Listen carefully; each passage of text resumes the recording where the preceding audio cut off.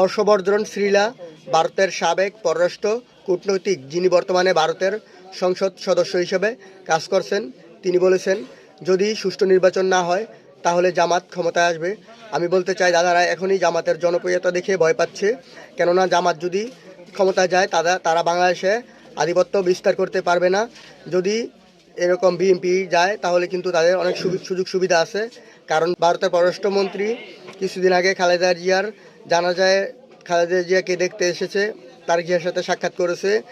আর কিছুদিন আগে যখন হাসনাত আবদুল্লাহ ভারতের আধিপত্য নিয়ে কথা বলেছে, সেভেন সিস্টারের বিরুদ্ধে কথা বলেছে, তখন কিন্তু সালাউদ্দিন বলেছে যে হাসনাতের এরকম কথা বলা ঠিক হয়নি।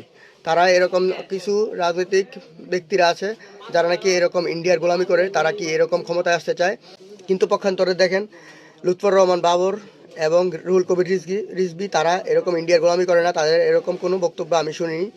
এই জন্য আমি বলতে চাই যারা নাকি এরকম ইন্ডিয়ার গোলামি করে, ইন্ডিয়ার আধিপত্য নিয়ে ক্ষমতা আসতে চায়, তারা কখনোই বাংলাদেশে টিকে থাকতে পারবে না এবং আসতে পারবে না।